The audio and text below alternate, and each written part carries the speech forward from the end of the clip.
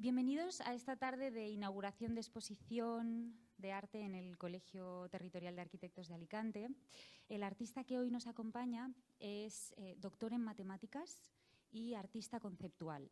Y dentro de su amplia trayectoria en el mundo del arte, cabe destacar la dirección durante casi 5 años de La Peluquería, un espacio clandestino dedicado a la no actividad, o como él explica, bueno, pues dedicado a la exhibición y producción de objetos e ideas. En la actualidad está desarrollando el proyecto que ha traído aquí al colegio y como nadie mejor que él lo puede explicar para que se entienda correctamente, le voy a dar paso a Juan Navarro. Gracias. Gracias. Vale. Bueno, pues muchas gracias. Bueno, quiero empezar dando las gracias al Colegio de Arquitectos por haberme invitado a exponer aquí el último proyecto en el que estoy trabajando y también a Paula por sus palabras y bueno, y a Enrique por la manera en la que hemos estado trabajando en el montaje de la exposición. Todo han sido facilidades, así que bueno, pues muchísimas gracias y por último a todos vosotros y a vosotras por estar aquí y mostrar interés por mi trabajo, ¿no? Bueno, el proyecto en el que estoy trabajando ahora se titula A Kind of Outer Space y es una especie de investigación estética sobre mi investigación en el ámbito de la mecánica celeste, que es el área en el que dentro de las matemáticas yo trabajo, ¿no? Y en particular, dentro de la mecánica celeste me dedico a estudiar el escape de estrellas de potenciales galácticos, ¿no? Entonces, a partir de ese estudio es como he generado las piezas, una serie de piezas, una parte de ellas son las que están aquí expuestas. Bueno, las estrellas que vemos en el firmamento, cuando las podemos ver, porque hay poca contaminación lumínica, pues aparentemente están en reposo, pero en realidad se están moviendo.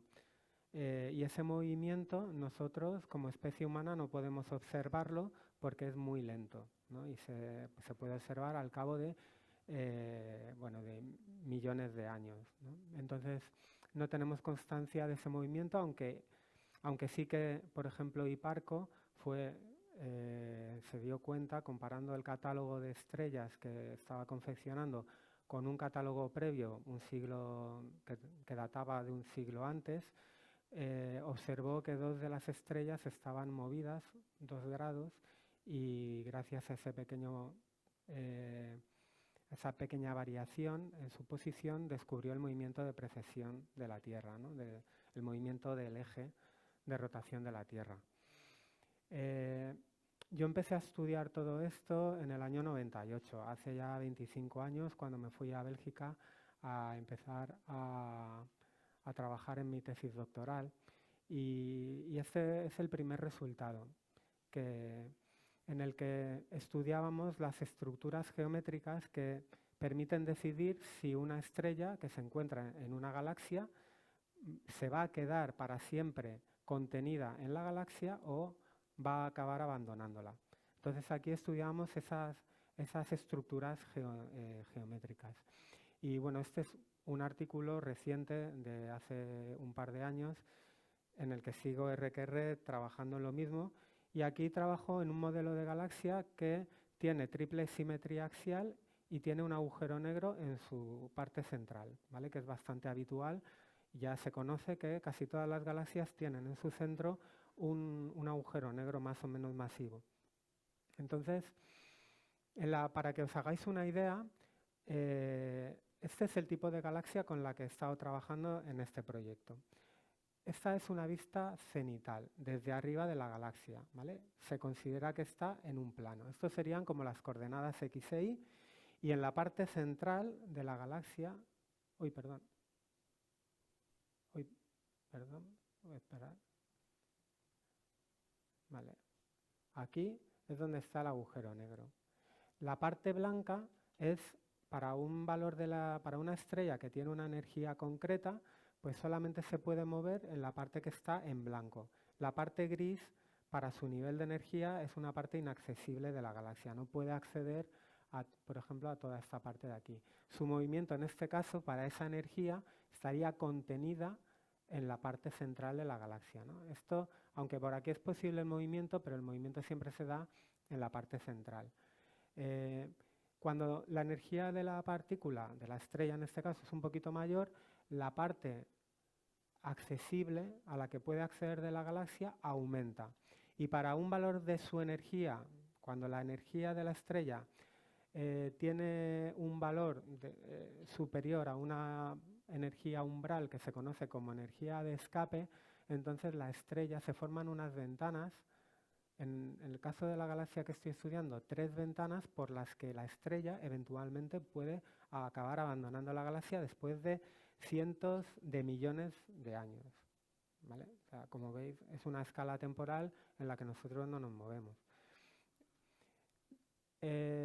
Toda la obra plástica que estoy haciendo la he desarrollado para un valor de la energía que nos da una ventana o 3 ventanas de escape bastante grandes para que la probabilidad de escape sea relativamente grande. Aunque lo más frecuente es que la energía de la estrella sea baja y esté confinada para siempre, ¿vale? Lo habitual no es que escapen, sino que energéticamente sea imposible que acaben abandonando la galaxia. Si es posible que la abandone, porque la energía de la estrella permite que aparezcan estas 3 ventanas que vemos aquí, pues puede abandonar la galaxia o no. Lo más probable es que no la abandone aún así. Bueno, aquí he añadido la posición del agujero negro y Φ1, Φ2 y Φ3, en realidad esas barreras que hay aquí son unas órbitas periódicas que son las que se encargan de decidir si una estrella abandona o no el potencial galáctico, ¿vale? Asociadas a estas órbitas de aquí, que son órbitas periódicas, que aquí las vemos como unas líneas rectas, pero que en realidad en este sistema tiene dimensión 4 porque tenemos las 2 dimensiones espaciales y las 2 velocidades, o sea, tendríamos 4 dimensiones, entonces serían unos objetos cuatridimensionales que no nos podemos imaginar, pero aquí simplemente he mostrado las 2 coordenadas espaciales, ¿no? Que no son exactamente espaciales, pero se pueden entender así. Entonces, si una estrella atraviesa una de estas 3 órbitas periódicas, abandona la galaxia y nunca vuelve. Eso es así. Y hay unas estructuras geométricas asociadas a cada una de estas órbitas periódicas, que son sus variedades estables, que son las que determinan si la estrella escapa o se queda. Entonces, cuando uno empieza a estudiar este problema, lo primero que calcula se conocen como cuencas de escape. Entonces, dentro de la galaxia coge una cierta superficie y hace un mallado de condiciones iniciales. Coge una malla de condiciones iniciales y cada condición inicial está asociada al movimiento de una estrella. Entonces, para cada una de esas estrellas, lo que se hace es calcular su movimiento futuro a lo largo de cientos de millones de años. Entonces, se pone un tope al cálculo del movimiento se pone un tope. Si después pongamos de 100 millones de años o 100.000 millones de años, ¿vale? Ese es como os comentaré luego, ese tiempo de escape se puede dar lugar a variaciones en la obra pictórica que he generado, ¿no? Si después de ese tiempo de integración, pues la estrella acaba abandonando la galaxia por arriba, pues coloreo esa condición inicial de amarillo. Si lo hace por aquí, esa condición inicial la coloreo de verde, y si lo hace por este otro lado, de azul. Si se queda atrapada después de todo ese tiempo durante el que hemos integrado la trayectoria de la estrella, entonces no pinto nada, dejo esa condición inicial en blanco. Por ejemplo, aquí hay un ejemplo de una estrella que toma su condición inicial aquí y luego pasa una vez cerca del agujero negro, luego una segunda vez cerca del agujero negro y luego acaba abandonando la galaxia por la ventana superior. Entonces su condición inicial dentro de esa malla la colorearía de ese amarillo.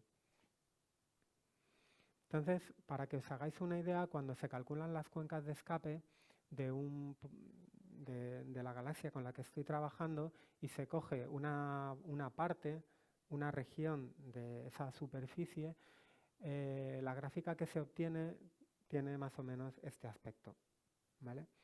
Si hay alguien así que no sé si se ha dado cuenta que esto está entre 0 y pi, y entre 0 y pi, es porque en realidad esa superficie en la que yo trabajo son ángulos. En lugar de posiciones, digamos, cartesianas, trabajo con ángulos. Entonces, claro, una de las primeras veces que vi esto, pensé, ¿qué pasa si hago un zoom, pero sin recalcular el mallado? O sea, sin hacerlo más fino, sino con el mallado original, pues pues me fijo pues en una sección, ¿no? Por ejemplo, entre 2,4 y 3, y entre 0 y 0,6. Entonces obtenía esta gráfica, y si luego lo volvía a hacer, obtenía algo así. Entonces, esto enseguida, la primera vez que lo vi, me recordó a la obra de Damien Hirst, a sus cuadros de puntos. Y entonces dije, pues puedo hacer obra a partir de las cuencas de escape, cogiendo mallados y eligiendo bien las regiones de la galaxia. A lo mejor puedo obtener pues spot paintings que sean pues estéticamente pues que a mí pues me parezcan correctas, ¿no? Y entonces empecé a trabajar con eso, ¿no?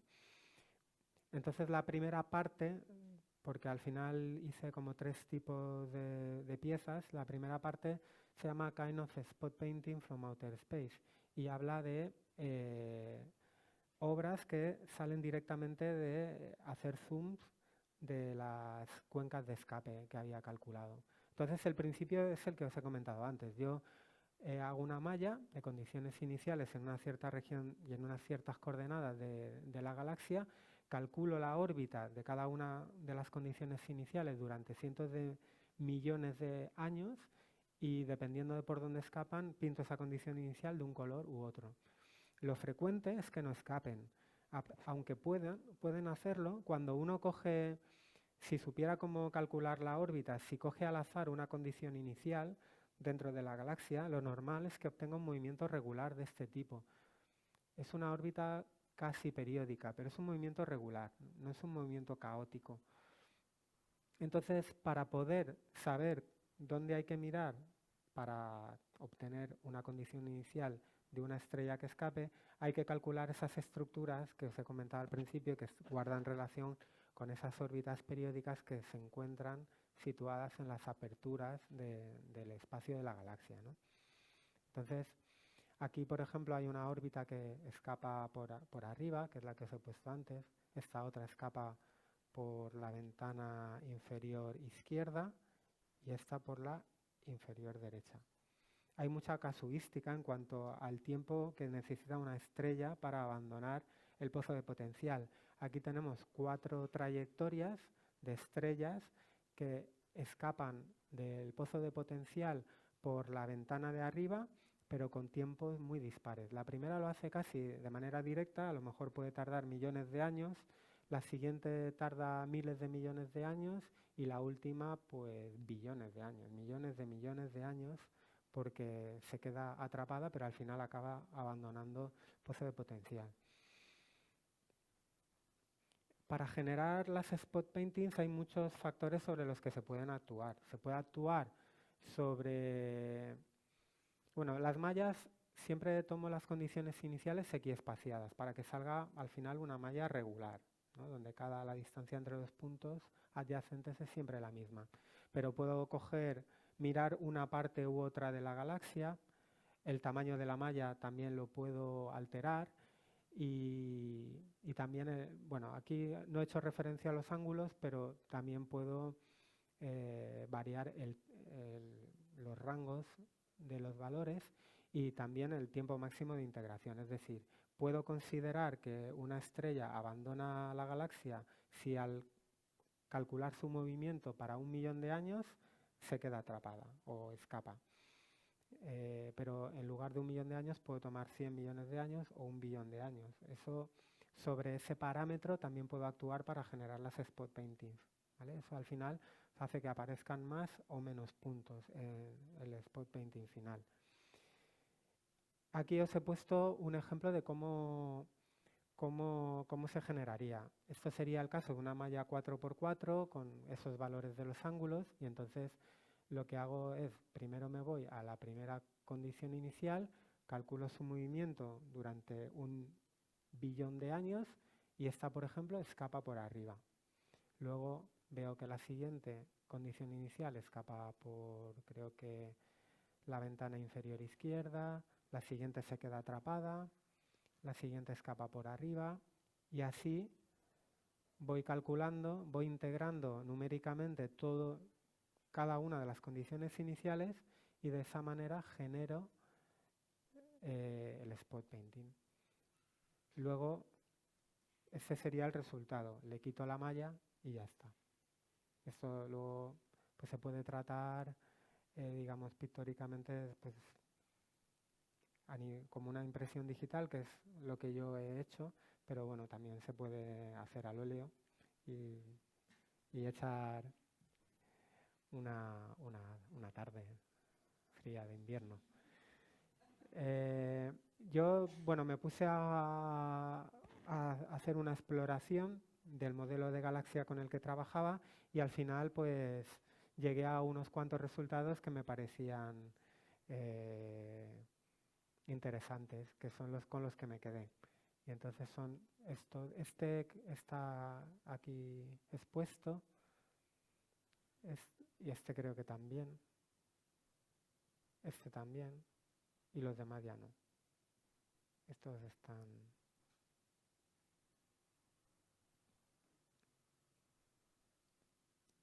Y este sería el acabado que le di finalmente. Luego, la segunda parte, también lo que hice fue seguir el movimiento, o sea, la forma de la órbita. Entonces, Skane es maraña o madeja, y claro, lo que hice fue calcular movimientos de estrellas que venían del infinito o de fuera de la galaxia, entraban en la galaxia, se movían por la galaxia durante miles de millones de años y luego abandonaban la galaxia por una salida diferente. Y entonces así obtenía este tipo de trayectorias que, bueno, esta en particular entra por esta galaxia. Bueno, aquí está rotado, porque si recordáis, esta se corresponde con la de arriba y está con la ventana inferior izquierda, ventana inferior derecha. Pero bueno, no sé por qué las roté. Tomé una decisión estética y así se quedó. Entonces, así también hice una serie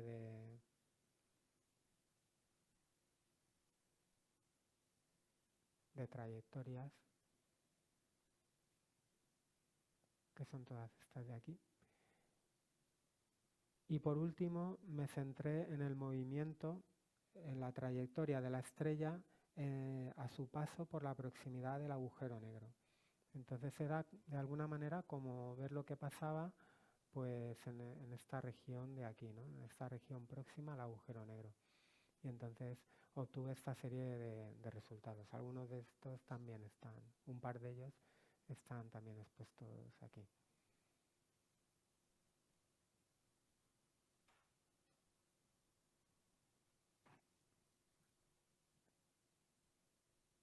Y ya está.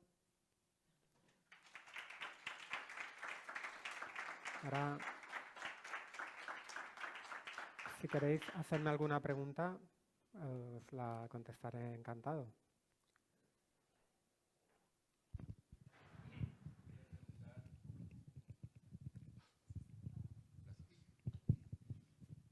Bueno, te doy la enhorabuena, me ha encantado Muchas gracias. la obra y la justificación matemática. Quería preguntarte acerca de la geometría de las curvas que estás utilizando en la obra. Y me gustaría, porque he visto que algunas tienen formas de simetría, ¿no? Tienen, a pesar de que parecen curvas muy caóticas. Sí. Vale. ¿Lo repito todo o no? Vale.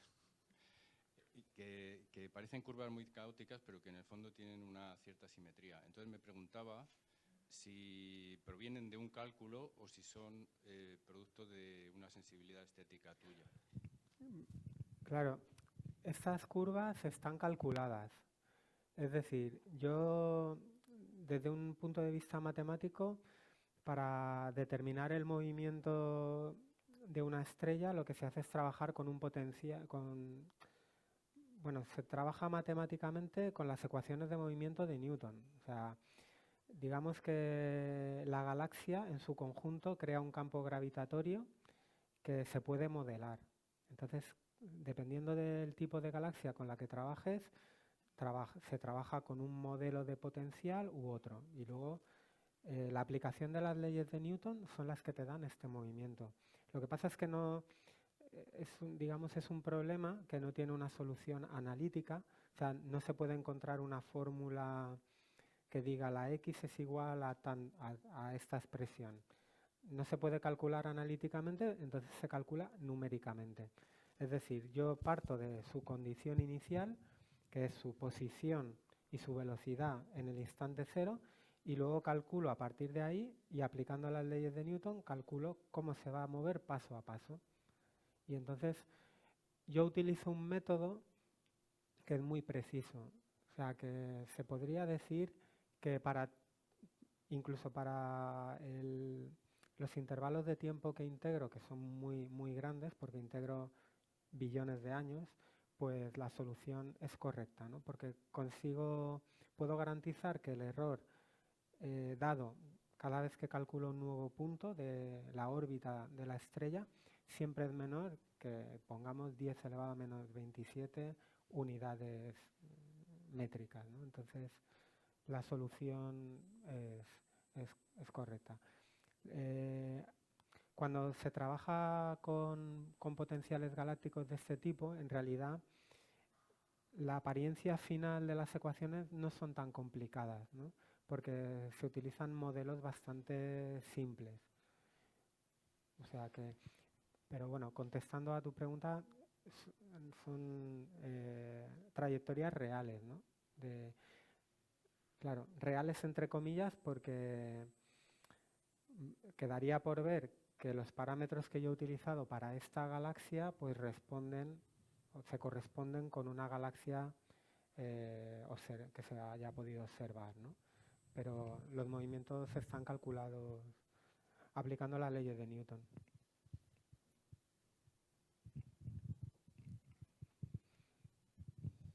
Hola, buenas tardes. Enhorabuena, me parece un trabajo estupendo. Gracias. Como aficionado al arte que soy, siempre valoro a los artistas que no son caprichosos, que trabajan metódicamente, sistemáticamente, que tienen reglas que les quitan de encima sus caprichos y que de alguna forma construyen la obra. Y creo que formas parte de esa estirpe gloriosa de artistas que trabajan de esa manera y que ha dado artistas muy notables, y tú me parece que también lo eres. Y tenía un par de preguntas aún del ego en la materia. La primera, hablabas de la energía de las estrellas. Entiendo que hablas de energía cinética, de la velocidad que tienen.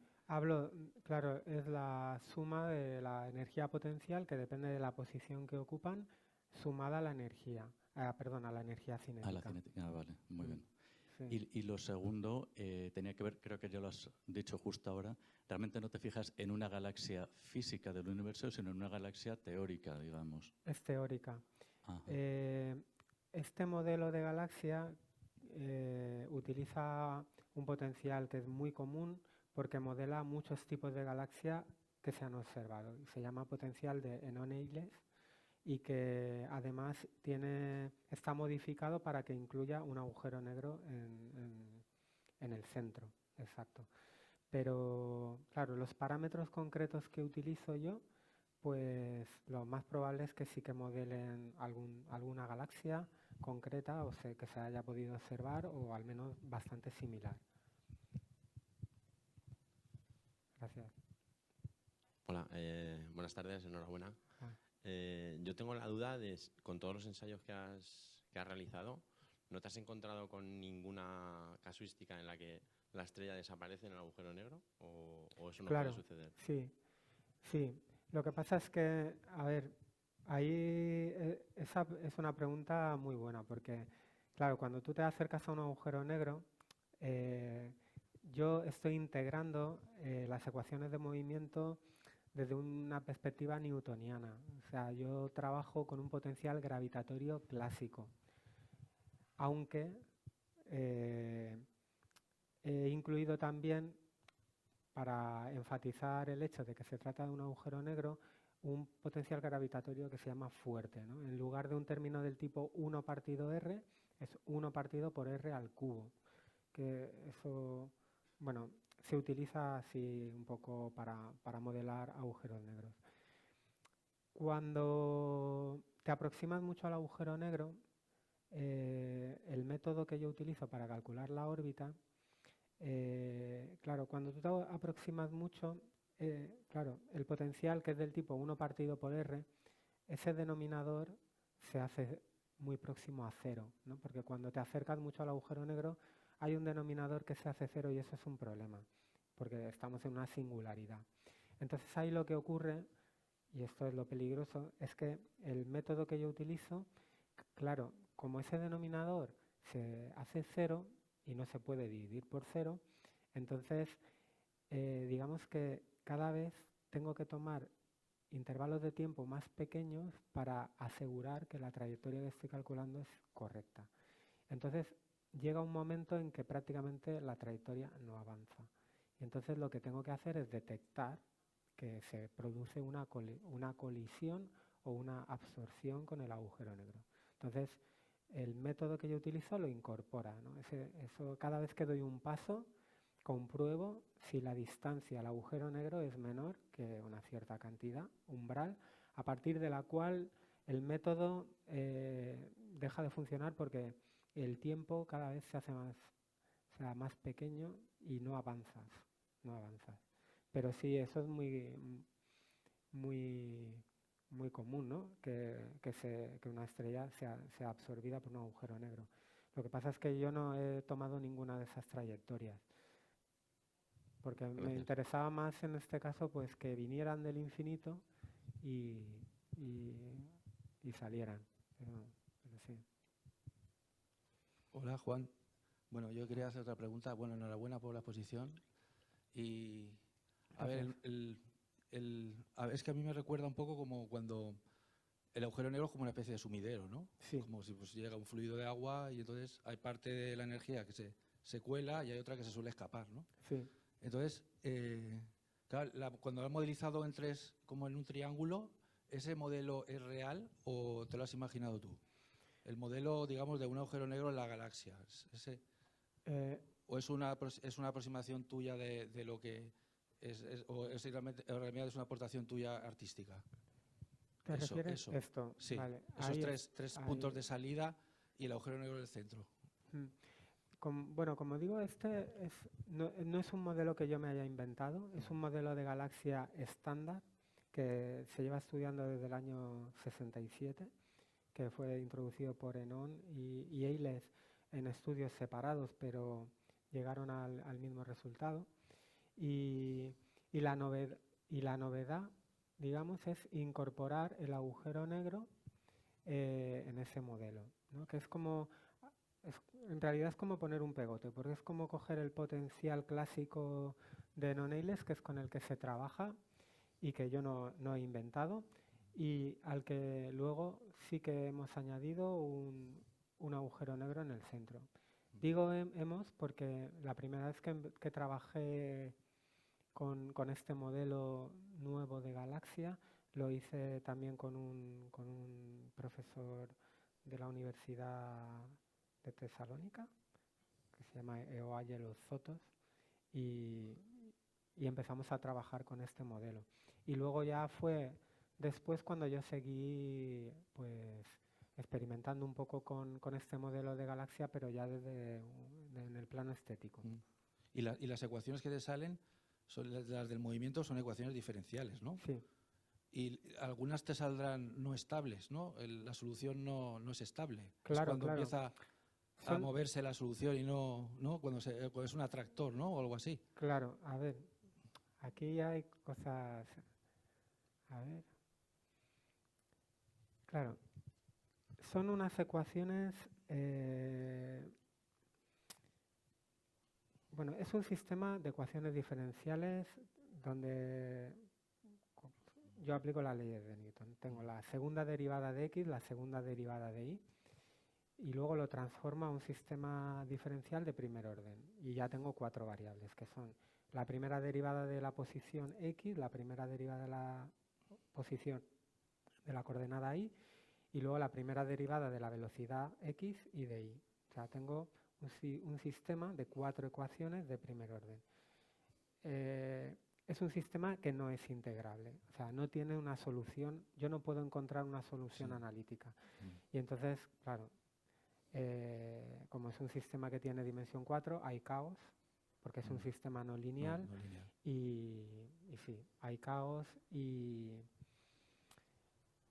hay puntos de equilibrio y bueno, es un sistema que tiene cierta complejidad, pero sí, el movimiento es caótico. Hay órbitas que no.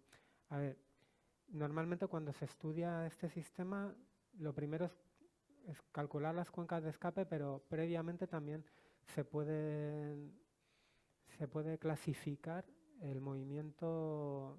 Las condiciones iniciales se pueden clasificar entre caóticas y regulares. Esta sería un ejemplo de órbita regular y luego estas otras son caóticas porque no repiten ningún patrón.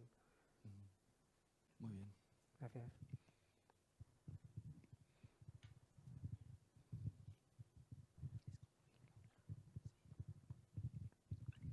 Bueno, pues si no hay más preguntas, muchas gracias a todos por asistir. Gracias a Juan, enhorabuena.